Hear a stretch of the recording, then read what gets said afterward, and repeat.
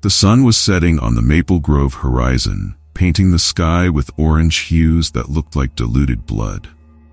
The suburban streets were already buzzing with children dressed in costumes, their laughter echoing among the houses decorated for Halloween. But for 4 teenagers, this wouldn't be just another night of trick-or-treating. Tom was adjusting his zombie mask in the living room mirror when the doorbell rang. His fingers trembled slightly, a portent of what was to come, though he didn't know it yet. Outside, Jake, Lisa, and Emma waited, their faces illuminated by the yellow porch light. "Man, I can't believe we're still doing this," Jake said, running a hand through his dyed green hair, part of his Joker costume. 17 years old and asking for candy. Lisa rolled her eyes, her black witch dress rustling with the movement. "It's our senior year, idiot. After this, we'll be too old for anything fun." Emma, dressed like a killer doll with fake blood stains on her white dress, laughed nervously. "Did you guys hear about the clowns at the park?" My sister said she saw one last night, standing under the streetlight near her house. The group began walking down the street, their shadows lengthening on the asphalt. Houses were decorated with synthetic cobwebs, lighted pumpkins, and plastic skeletons. The air was heavy with the scent of sweet, dry leaves. "The clowns in the park are just an urban legend," Tom replied, but his voice betrayed a hint of uncertainty. "Every year someone says they saw something." Lisa walked closer to the group when a gust of cold wind blew, making dry leaves dance around her feet. "My cousin swore that last year a clown chased him home," said the guy had a smile. "Wrong. Like it was too big for a human face."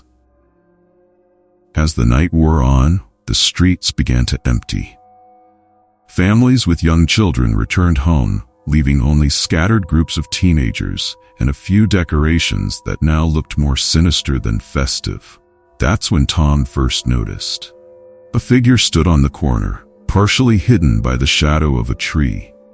Too tall to be natural, wearing a faded red and white striped jumpsuit. The streetlight revealed smeared white makeup, a bright red nose, and a painted smile that extended far beyond the normal limits of a mouth. "Guys," Tom whispered, his voice shaking slightly. "Look over there." The group stopped, frozen in place. The clown didn't move, he just watched. Their smile seemed to grow the longer they looked. Jake forced a laugh, but it came out as a nervous croak. "It must be someone trying to scare people. Halloween, remember?" But there was something wrong with the way the clown held himself perfectly still, like a macabre statue. His eyes, painted with red circles, seemed to absorb light rather than reflect it. Emma grabbed Lisa's arm. "Let's get out of here." As they began to walk away, the clown tilted his head slightly, a movement so subtle it could have been imagination. But everyone saw as he raised a gloved hand and slowly waved at them. "Run," Tom whispered, and no one needed to be told twice. The group ran until they ran out of breath, only stopping when they reached the municipal park. Streetlights created islands of light amid the growing darkness. The playground, normally a place of laughter and fun, now looked like a collection of distorted shadows and menacing shapes. "I think we lost him," Jake panted, leaning against a bench. Lisa looked around, her wide eyes reflecting the fear everyone felt. "Why did we come to the park?" That's exactly where the stories say they appear. As if his words were a trigger, a sharp laugh cut through the night air. It wasn't a happy laugh. It was a metallic, artificial sound, like fingernails scratching a chalkboard. On the other side of the park, between the bushes, another clown appeared. This one wore a stained blue jumpsuit and had painted tears running down his white cheeks.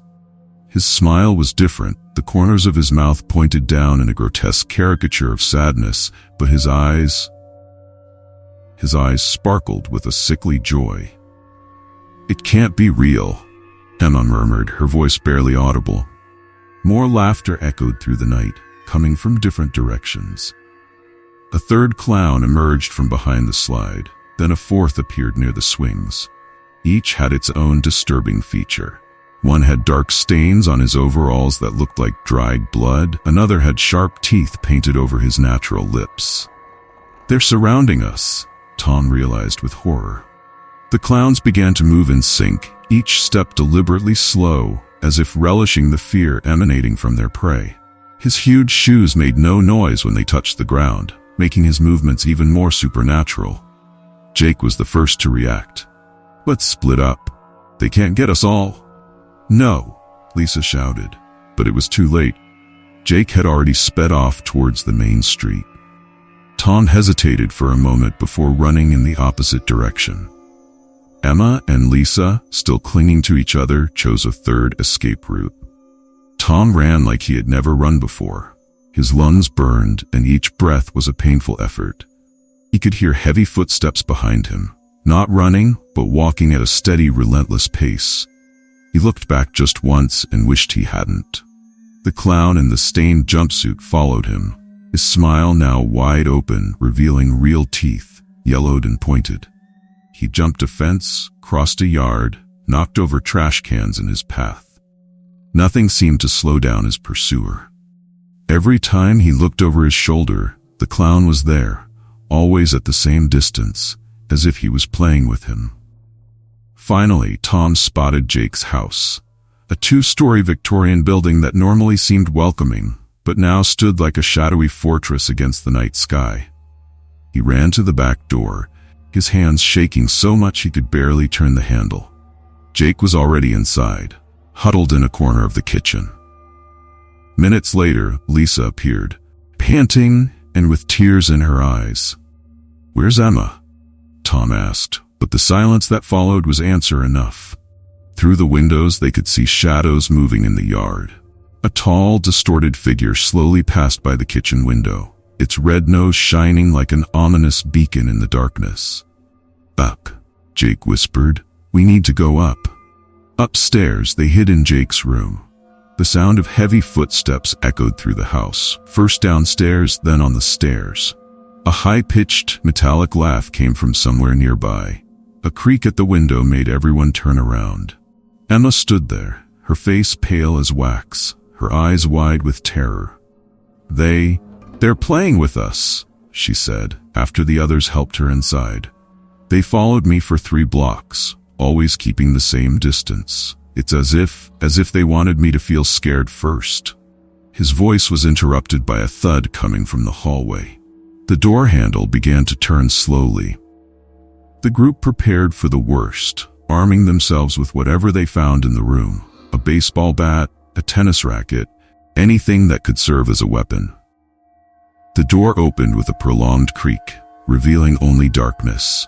For a moment, nothing happened. Then a white face with a blood-red smile appeared in the opening, followed by another and another. The clowns filled the door like a grotesque wall of smiles and empty eyes. "We have no choice," shouted Tom. "We have to get past them." What followed was a chaos of colors and movement. The teenagers advanced towards the door as the clowns tried to grab them with their gloved hands. Tom felt cold fingers brush his neck, heard Lisa scream as one of the clowns grabbed her hair.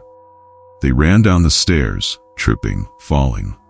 The clowns followed them in silent, methodical pursuit, their smiles never wavering. The group managed to reach Lisa's backyard, which was just a few meters away. That's when the clowns finally caught up to them. The confrontation was surreal. 4 terrified teenagers against creatures that seemed straight out of their deepest nightmares. Jake hit one of them with the baseball bat, but the clown just laughed, a sound that made the hairs on the back of everyone's neck stand up. Tom and Lisa fought another who was trying to drag them into the shadows, while Emma screamed for help. Sirens began to sound in the distance, approaching quickly. The red and blue lights of the vehicles began to illuminate the street. It was as if a switch had been turned off. The clowns stopped, their heads turning in unison toward the sound of the sirens. Then, without any warning, they disappeared into the shadows as silently as they had appeared. When the police arrived, they found only 4 traumatized teenagers with stories that seemed like the delusions of disturbed minds. There were no traces of the clowns, no footprints, no physical evidence of their existence. The next morning, the group reconvened, trying to process the events of the previous night. The autumn sun could not completely dispel the shadows that still lingered in their minds. It was Emma who noticed it first, a small, glowing red object in the middle of Lisa's lawn. As they approached, their hearts froze.